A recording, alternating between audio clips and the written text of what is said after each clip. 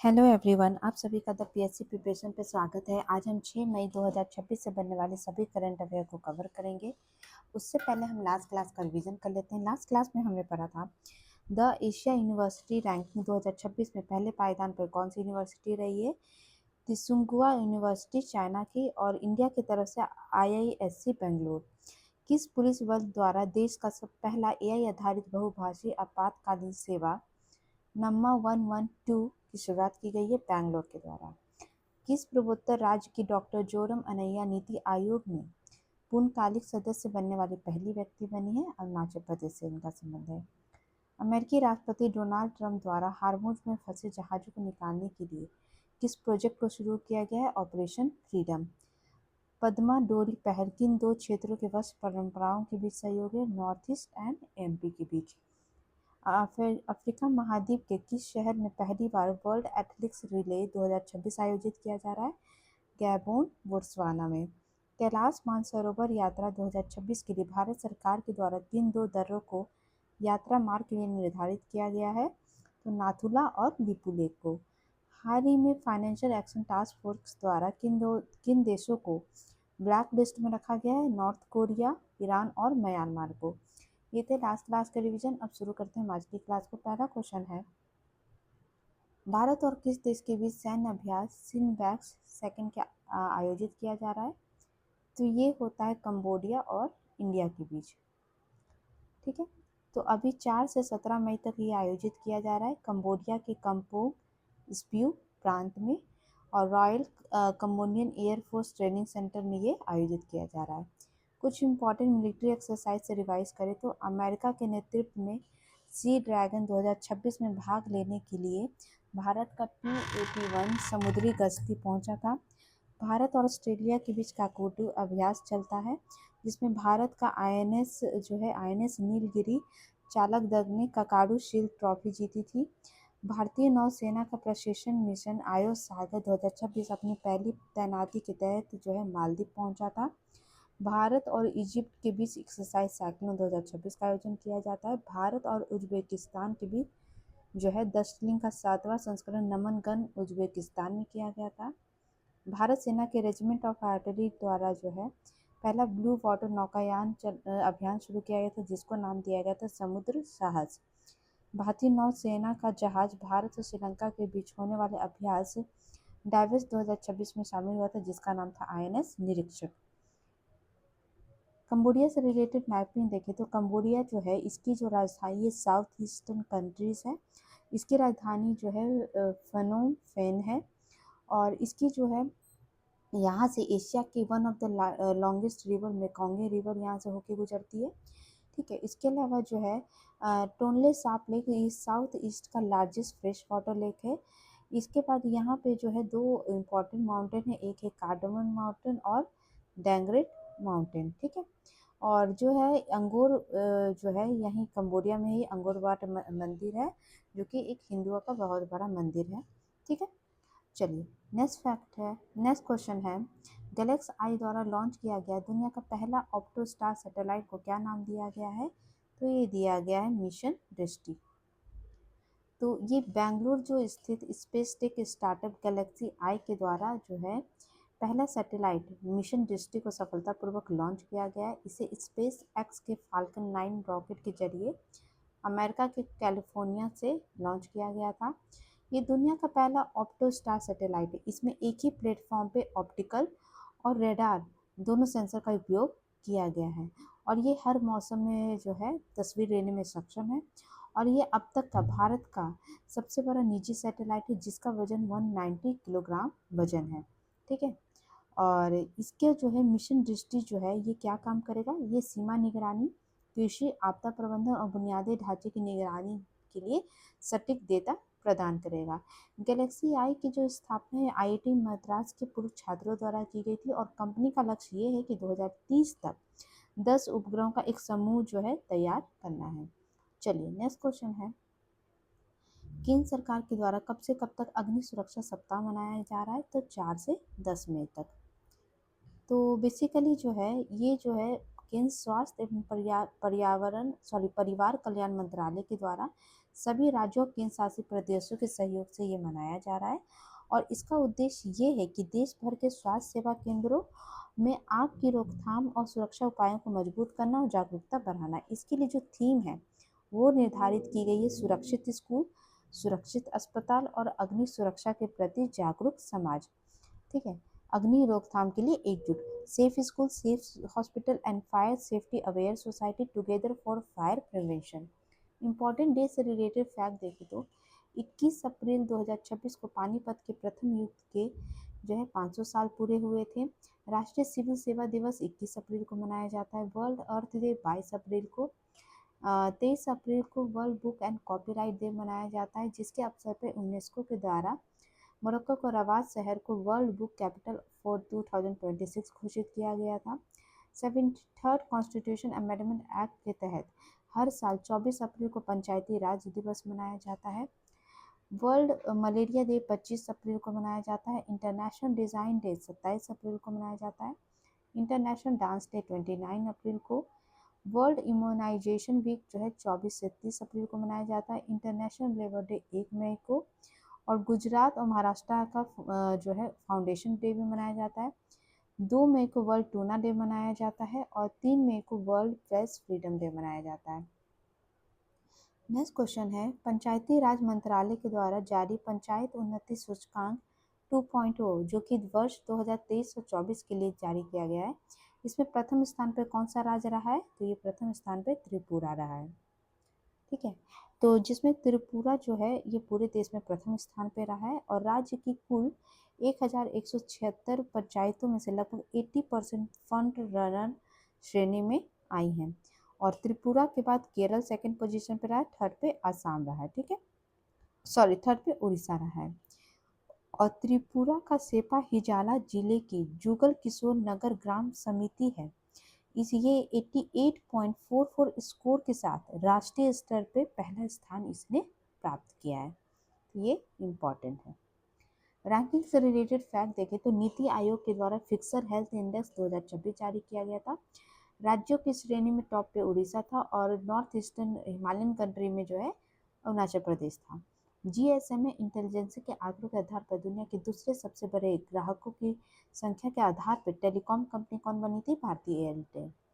Arena के renewable energy capacity status 2026 के अनुसार नवीकरण ऊर्जा क्षमता में भारत का विश्व में थर्ड स्थान है, फर्स्ट पे चाइना, सेकंड पे अमेरिका है।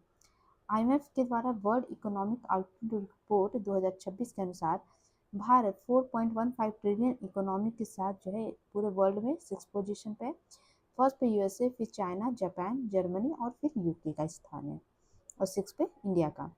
ब्लूमबर्ग मिलेनियर इंडेक्स 2026 के अनुसार एशिया के सबसे अमीर व्यक्ति का स्थान रहा था गौतम अदानी का और सेकंड पे रहे थे मुकेश अंबानी। पूरे वर्ल्ड में कौन अमीर रहा है? सबसे फर्स्ट स्थान पे एलन मस्क और सेकंड पे लैरी पेज। नाइट फ्रैंक के द वेल्थ रिपोर्ट 2026 के अनुसार 19,877 अल्ट्रा धनाढ्य व्यक्तियों के साथ भारत विश्व में 6 पोजीशन पे रहा था, फर्स्ट पे अमेरिका रहा था पूरे वर्ल्ड में और स्टेट में देखें तो इंडिया में मुंबई शहर रहा था। सिपरी की नवीनतम रिपोर्ट के अनुसार भारत सैन्य खर्च के मामले में पूरी दुनिया में 5th पे है, फर्स्ट पे अमेरिका है। रिपोर्टर विदाउट बॉर्डर के द्वारा वर्ल्ड प्रेस फ्रीडम इंडेक्स 2026 में भारत को 157 रैंक मिला है, फर्स्ट पे नॉर्वे है, लास्ट पे इरिट्रिया है। ठीक है, नेक्स्ट क्वेश्चन है, world asthma day and international midwife day कब मनाया जाता है? तो ये मनाया जाता है 5 मई को। ठीक है, तो ये जो है वर्ल्ड अस्थमा डे मई के पहले मंगलवार को मनाया जाता है, तो आज जो है ये 5 मई को मनाया गया है। ठीक है, और ये दुनिया भर में अस्थमा के निदान, प्रबंधन और सही जानकारी को बढ़ावा देता है। इंटरनेशनल डे ऑफ मिडवाइफ जो है ये जो है जो नर्स होती हैं उनके जो केयर टेकर होती हैं उनके लिए बनाया जाता है। थीम थी midwives a climate smart health care solution. इसके अलावा जो हमने पहले 21 से अप्रैल से हमने अब मई तक जो अभी हमने पढ़ा है वो हमने इम्पोर्टेंट डेज पढ़े थे और अब हम पढ़ रहे हैं 1 अप्रैल से लेके 19 अप्रैल तक। तो अप्रैल से लेके मई तक का भी हमने जितने भी कवर किए हैं वो सब आपका कवर हो जाएगा। चलिए 1 अप्रैल को जो है उड़ीसा की स्थापना दिवस के उपलक्ष्य में उत्कल दिवस मनाया जाता है।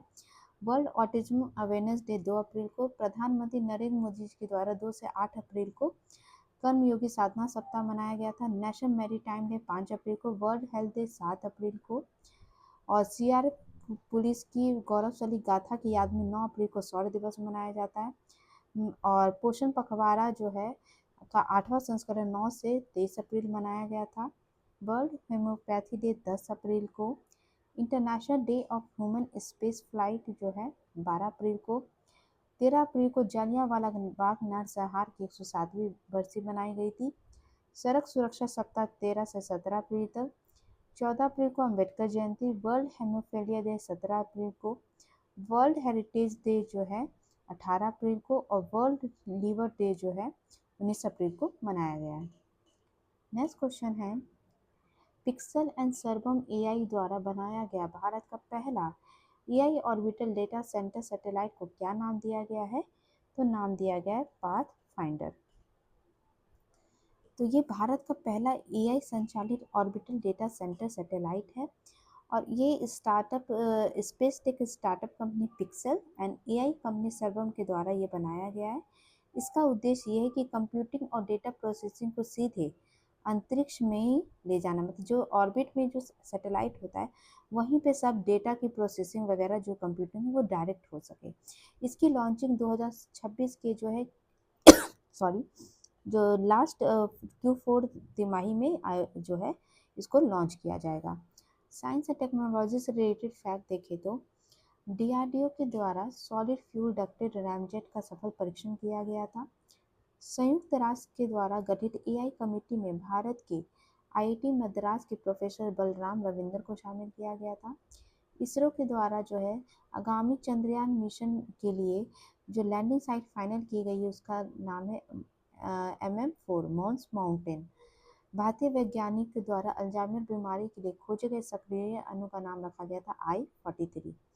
भारत के जो आईआईटी कानपुर के द्वारा सौर गतिविधियों और तूफानों के सटीक पूर्वानुमान के लिए 3D डेटा मॉडल विकसित किया गया है। हैदराबाद की startup company Skyroot aerospace की है। इसके द्वारा धवन 3 इंजन का 145 सेकेंड तक सफल परीक्षण किया गया था। गरुड़ एरोस्पेस के द्वारा मानव और वन्यजीव संघर्ष को कम करने के लिए स्वदेश यूएवी विकसित किया गया था। और भारत के एक वैज्ञानिक है ऋषभ राठौर, इनको नासा स्पेस एप चैलेंज में ग्लोबल नामनी और गैलेक्टिक प्रॉब्लम सॉल्वर सम्मान दिया गया था। अग्निकुल कॉस्मोस के द्वारा दुनिया के सबसे बड़े single piece 3D printed booster engine ignite का सफल परीक्षण किया गया था।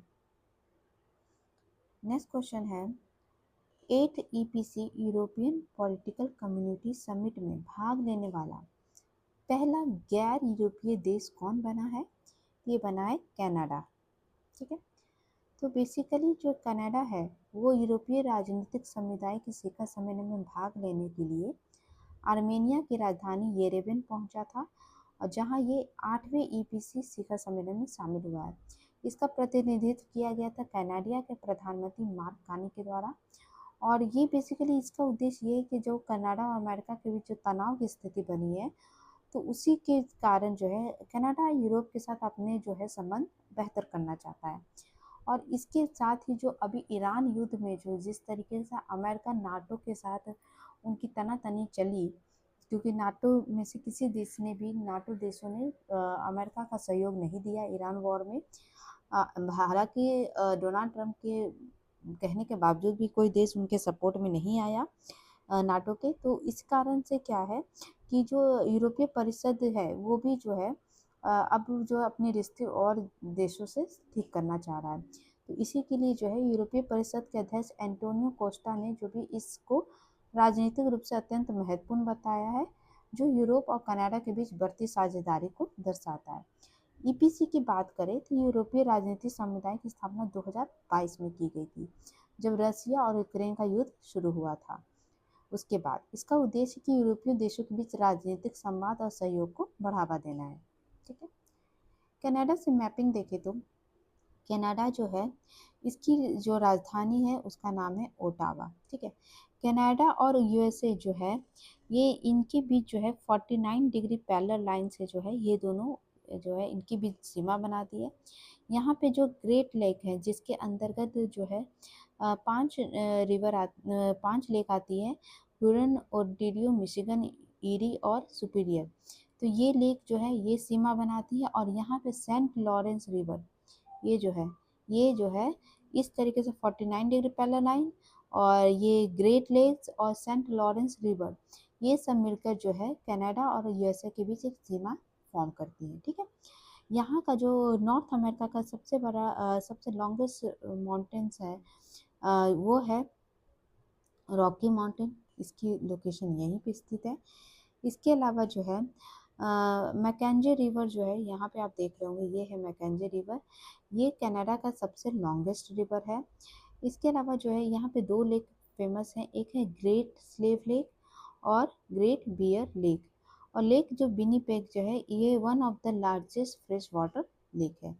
इसके अलावा जो है यहाँ पे हडसन बे की जो है ये प्रेजेंट है और यहाँ पे ही हडसन स्ट्रेट है जिसके थ्रू जो है कनाडा और बैफी आइलैंड जो है ये अलग होते हैं। यहाँ पे डेविस स्ट्रेट का लोकेशन जिसके थ्रू कनाडा और यहाँ पे ग्रीनलैंड है ये दोनों एक दूसरे से अलग होते हैं। और यहाँ पे बैफिन बे और लेब्राडोर सी का जो है पानी मिलता है आपस में। यहाँ पे जो है आप देखेंगे लेब्राडोर सी, ये जो सी है ये बेसिकली यहाँ से जो है ठंडी जलधारा लेब्राडोर कोल्ड करेंट जो है यहाँ से होकर गुजरती है और यहाँ पे जो है गर्म जलधारा आती है यहाँ से। और जब ये दोनों मिलती हैं तो ये जो बहुत बड़ा फॉग एरिया क्रिएट करता है जो कि फिशिंग के लिए काफ़ी इम्पोर्टेंट एरिया है। और इसी जो है पोलैंड के आसपास ही यहाँ पे जो है टाइटैनिक जहाज जो है यहीं पे डूबा था। ठीक है, इसी के आसपास। चलिए नेक्स्ट क्वेश्चन है, डेनमार्क में आयोजित थॉमस कप और उबर कप 2026 के विजेता कौन रहे हैं? तो थॉमस कप जो है ये पुरुषों के लिए होता है और उबर कप जो है महिलाओं का होता है। ठीक है, तो थॉमस कप में जो है जीता है चाइना ने मिल मिल में, और उबर कप जो महिलाओं के लिए होता है ये जीता है साउथ कोरिया ने। ठीक है, तो बेसिकली डेनमार्क के हॉर्सेंस में आयोजित किया गया था। इसमें थॉमस कप जो पुरुषों के लिए होता है इसमें जो है थॉमस कप जीता है चाइना ने जीता है। और भारतीय पुरुष टीम जो है इस बार जो है सेमीफाइनल में फ्रांस से हार गई थी और उनको ब्रॉन्ज मेडल से संतोष करना पड़ा। उबर कप जो महिलाओं के लिए होता है इसे दक्षिण कोरिया ने अपने नाम ये किया है। ये जो है थॉमस कप की बात करें तो 34 क्रम का संस्करण था और इसमें जो है 16 देशों ने भाग लिया था और विजेता रही है चीन। उबर कप जो है 31 क्रम का था, ये भी डेनमार्क में हुआ था और दक्षिण कोरिया इसमें जीती थी। चलिए नेक्स्ट क्वेश्चन है, दिल्ली सरकार के द्वारा शुरू की गई कैच द रेन 2026 के लिए आधिकारिक जल शुभंकर का क्या नाम रखा गया है? तो ये रखा गया है नीरा। तो बेसिकली ये मैस्कट रखा गया नीरा। नीरा का मतलब होता है पानी की वाणी। इस अभियान का जो मुख्य लक्ष्य है कि राजधानी में वर्षा जल संचय, रेन वाटर हार्वेस्टिंग और भूजल जो है पुनर्भरण के लिए प्रति जागरूकता बढ़ाना। और ये पहल प्रधानमंत्री नरेंद्र मोदी के कैच द रेन जहां गिरे जब गिरे से प्रेरित है। नेमिंग एंड मैस्कट से रिलेटेड फैक्ट का हम देखें तो केंद्र सरकार के द्वारा पीएमओ ऑफिस का नाम बदल के सेवा तीर्थ किया गया था। केंद्र सरकार के द्वारा मनरेगा का नाम चेंज करके पूज्य बापू ग्रामीण रोजगार योजना किया गया था। वीजी राम जो बाद में कन्वर्ट हुआ था और इसके तहत जो है जो पहले मनरेगा में 100 दिन का रोजगार मिलता था उसको बढ़ा के 125 दिन भी किया गया था। भारत और यूरोपियन यूनियन के बीच जो फ्री ट्रेड एग्रीमेंट हुआ था उसको मदर ऑफ ऑल डील का नाम दिया गया था। उत्तर प्रदेश के राज्यपाल के आधिकारिक आवास जिसको पहले राजभवन कहा जाता था उसका नाम परिवर्तित करके जनभवन किया गया था। नरेंद्र मोदी के द्वारा जो है आदमपुर एयरपोर्ट जो कि पंजाब में है उसका नाम बदल कर गुरु रविदास एयरपोर्ट कर दिया गया था। मेडागास्कर के समीप जो है उष्णकटिबंधीय चक्रवात गिजनी आया था उसका नामकरण जो है मलावी के द्वारा किया गया था। राजस्थान के माउंट आबू का नाम परिवर्तित करके आबू राज किया गया था। इसके अलावा राजस्थान के कुछ और जगह का नाम चेंज किया गया था, जैसे जहाजपुर का याग्यापुर, कमन का कामवान किया गया था। ईरान अमेरिका के बीच जो शांति वार्ता चल रही थी उसको इस्लामाबाद टॉक नाम दिया गया था। नासा के आर्टेमिस सेकंड चंद्र मिशन के चालक दल को चंद्रमा के चारों ओर ले जाकर चक्कर लगाने वाला और लेके वापस जो आया था ओरियन कैप्सूल, इसको नाम दिया गया था इंटीग्रिटी। UIDAI के द्वारा जो शुभंकर लॉन्च गया था उसका नाम था उदय। और अमित शाह के द्वारा आगामी जनगणना 2027 के लिए जो शुभंकर लॉन्च किया गया उसका नाम रखा गया था विकास और प्रगति। चलिए नेक्स्ट क्वेश्चन है, भारत का पहला हरित मेथनॉल संयंत्र की आधारशिला किस राज्य में रखी गई है? ये रखी गई है गुजरात में। तो ये बेसिकली गुजरात के कक्ष में जो आक्रामक झाड़ी जिसको हम कहते हैं गांडो बाबर, ये गुजरात में कहा जाता है, ऐसे इसका साइंटिफिक नाम है प्रोफिस जूलीफ्लोरा। इसका उपयोग करके भारत का पहला हरित मेथनॉल संयंत्र स्थापित किया जाएगा। और ये संयंत्र क्या करेगा, जो ये घास है इस खरपतवार है इसको बदल कर जो है मरीन फ्यूल के रूप में उपयोग किया जाएगा, कन्वर्ट करेगा ये। और इससे क्या होगा कि जो कार्बन उत्सर्जन है ये भी कम करने में मदद मिलेगी। और ये जो आक्रामक प्रजाति जो ये घास है जो है बहुत तेजी से फैल जाती है, तो ये जो आक्रामक प्रजाति की ये जो घास है इससे जो जैव विविधता पे खतरा बन गई है उससे भी निजात मिलेगा। और ये बनाया जाएगा गुजरात के कांडला में दीनदयाल बंदरगाह प्राधिकरण के बीच। इसके लिए जो है जो टेक्निक यूज किया जाएगा वो होगा गैसिफिकेशन टेक्नोलॉजी। इसमें क्या होगा, बायोगैस को सीन गैस में बदला जाएगा और उसके बाद से मेथनॉल में इसे चेंज किया जाएगा। अगर प्रोफिस जुल्फी फ्लोरा की बात करें तो इसको बेसिकली ये मैक्सिको की एक झाड़ी है। जब 1920 में भारत में ये लाया गया था, क्योंकि इंडिया में जो था उस समय जो है मरुस्थलीकरण बहुत हो रहा था, ठीक है। तो वो मरुस्थलीकरण को रोकने के लिए 1961 में गुजरात में इसका विस्तार किया गया, ये झाड़ियाँ लगाई गई। लेकिन ये झाड़ियाँ धीरे धीरे इतनी ज़्यादा फैल गई हैं कि ये आक्रामक रूप से फैलती जा रही हैं, जिससे क्या हो रही है जो देसी घासें हैं वो विस्थापित हो रही हैं। तो उसी को कम करने के लिए जो है ये संयंत्र लगाया जा रहा है। चलिए, कल मैंने आपसे पूछा था कि चीन के तियांगोंग स्पेस स्टेशन के प्रशिक्षण और आगामी मिशन पर जाने के लिए चीन के द्वारा पहली बार विदेशी अंतरिक्ष यात्री को चुना गया। इनका संबंध किस देश से? तो पाकिस्तान से है। आज का क्वेश्चन है, हाल ही में किस देश द्वारा ओपेक एंड ओपेक प्लस से बाहर निकलने की घोषणा की गई है? आपके ऑप्शन है सऊदी अरेबिया, यूएई, ईरान या ओमान। इसका आंसर आप मुझे कमेंट बॉक्स में दे सकते हैं। और इसकी जो पीडीएफ है वो आपको टेलीग्राम चैनल पे मिल जाएगी। और जो क्यूज़ रहेगा अब से जो है आपको मैं वीकली क्यूज़ प्रोवाइड करवाऊंगी। जब हम पूरे एक वीक की क्लास कर लेंगे तो जो संडे होगा उस दिन आपको जो है पूरा वीकली क्विज जो है टेलीग्राम चैनल पर अपलोड हो जाएगा, जहाँ पे आप जो है क्विज भी लगा सकते हैं, ठीक है। चलिए, तो ये थे आज के important current affair. I hope आपको क्लास अच्छी लगी हो तो प्लीज़ चैनल को लाइक शेयर सब्सक्राइब जरूर करिएगा। Thank you so much.